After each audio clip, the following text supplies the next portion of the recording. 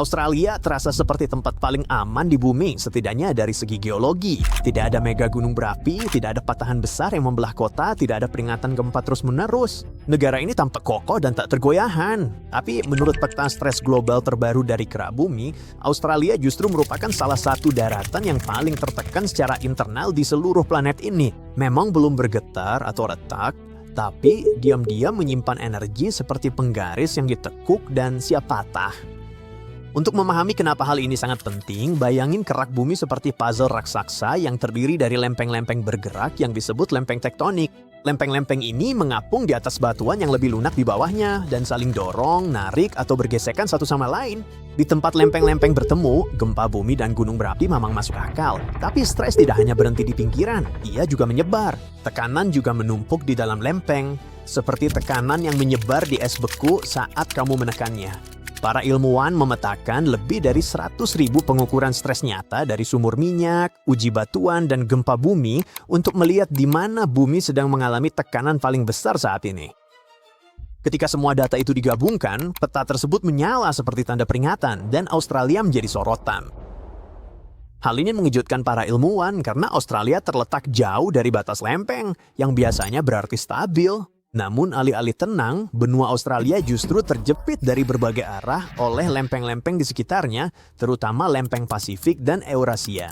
Tekanan itu tidak mudah terlepas, sehingga menumpuk di dalam kerak, dan kemudian tidak ada yang bergerak sampai tiba-tiba semuanya bergerak sekaligus. Salah satu penemuan paling aneh muncul di tempat-tempat seperti cekungan Bowen, di mana arah tekanan berputar dan berpilin di bawah tanah. Itu kabar buruk karena tekanan yang tak terduga berperilaku seperti kaca yang siap pecah. Medan tekanan yang berputar ini membuat hampir mustahil untuk memprediksi kapan atau di mana retakan bisa terbentuk. Bisa aja terjadi bertahun-tahun lagi atau besok, dan aktivitas manusia membuat risikonya semakin besar. Mengebor jauh ke dalam kerak bumi untuk energi panas bumi atau menyuntikkan cairan ke bawah tanah bisa mendorong zona-zona yang tertekan ini cukup untuk memicu pergerakan sesar. Ini bukan berarti Australia akan terbelah 2 minggu depan, tapi ini memang berarti gagasan tentang wilayah yang secara geologis aman mungkin udah ketinggalan zaman. Para ilmuwan sekarang berpikir bahwa Australia pada akhirnya bisa retak secara internal dan membentuk sistem sesar baru di tempat yang sebelumnya tidak ada. Beda dari model lama, peta tekanan baru ini tak hanya jelaskan gempa masa lalu, tapi memetakan risiko masa depan sebelum terjadi retakan. Negara dapat memakai data ini guna menentukan lokasi pengeboran aman, lokasi terlarang untuk terowongan, dan penguatan infrastruktur. Namun, meski ada data ini, kita belum bisa prediksi kapan tepatnya bumi retak. Peta ini menunjukkan titik tegangan, namun bukan waktu pelepasannya. Namun, gagasan bahwa benua diam-diam merobek dirinya sendiri ini bukan sekadar teori. Afrika memberi kita contoh nyata yang paling jelas. Benua ini perlahan-lahan membuka dirinya sendiri begitu lambat sehingga tak ada manusia yang akan terbangun dan melihat lautan baru di tempat yang dulunya daratan, tapi cukup cepat sehingga para ilmuwan benar-benar bisa mengukurnya sedang terjadi saat ini.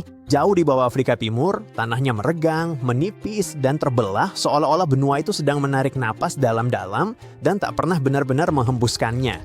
Dan selama jutaan tahun, regangan itu bisa berubah menjadi lautan. Seluruh proses ini berpusat pada sesuatu yang disebut Sistem Rift Afrika Timur atau disingkat IARS. Bayangkan sobekan raksasa pembelah benua membentang ribuan mil melewati Ethiopia, Kenya, Tanzania, dan Mozambik. Ini adalah salah satu zona rift terbesar di bumi. Zona rift itu persis seperti namanya, yaitu tempat di mana kerak bumi sedang ditarik terpisah, bukan ditekan bersama. Dan Afrika kebetulan memiliki salah satu contoh paling dramatis di seluruh planet ini. Yang sebenarnya terjadi adalah Afrika sudah bukan satu lempeng utuh lagi. Benua ini sedang terbelah menjadi 2 bagian besar, lempeng Nubia di sebelah barat dan lempeng Somalia di sebelah timur. Kedua lempeng ini bergerak menjauh satu sama lain dengan kecepatan yang terdengar lucu, kurang dari 1 inci per tahun. Itu kira-kira secepat kuku jari kamu tumbuh.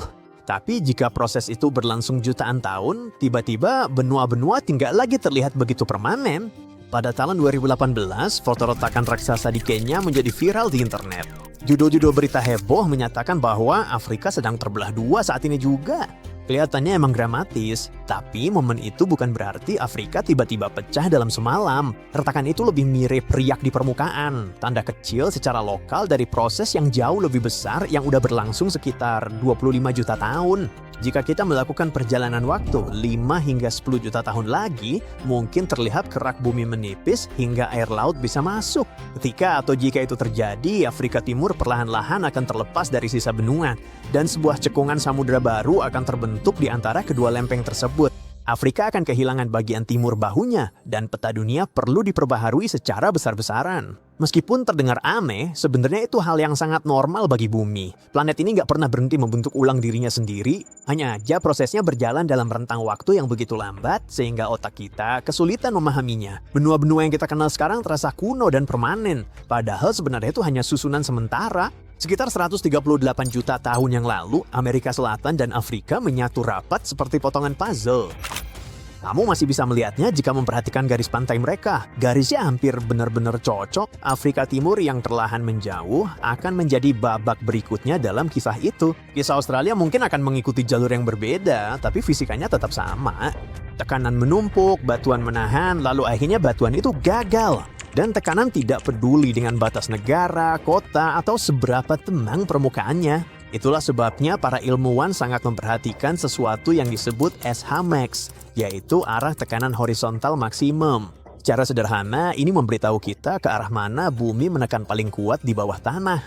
Jika tekanan itu sejalan dengan retakan yang udah ada, kemungkinan gempa bumi akan meningkat.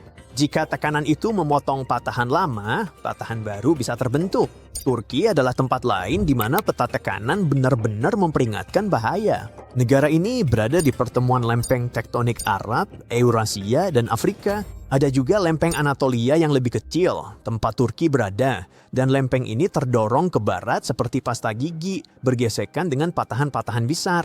Peta tekanan menunjukkan SH max mengarah ke arah yang membebani patahan-patahan ini secara sempurna. Sekarang, para peneliti meneliti aliran lava kuno di dekat salah satu patahan di Turki dan menyadari bahwa aliran itu tidak acak.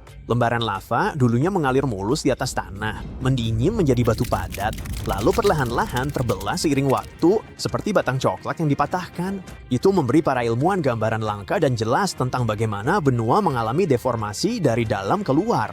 Untuk menentukan umur lava tersebut, tim menggunakan kristal zirkon mikroskopis yang terperangkap di dalamnya. Kristal-kristal ini bekerja seperti stopwatch alami. Kristal tersebut menjebak helium yang dihasilkan oleh peluruhan radioaktif, dan dengan mengukur helium itu, para ilmuwan bisa mengetahui kapan lava tersebut meletus dan mendingin. Ketika mereka menggabungkan data itu dengan citra satelit dan penginderaan jauh, para ilmuwan berhasil melihat pergerakan bumi yang sangat lambat. Sesar Tusgolu sepanjang 120 mil ini terlihat dari antariksa.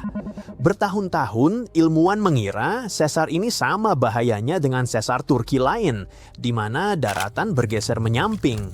Namun, penelitian baru membantah hal itu. Sesar ini bukan bergeser, melainkan perlahan terkoyak. Tanah di kedua sisinya bergerak menjauh satu sama lain kurang dari 1 inci per tahun. Kedengarannya sangat kecil, tapi jika berlangsung ribuan atau jutaan tahun, pergerakan itu akan membuat benua benar-benar menipis dan terbelah.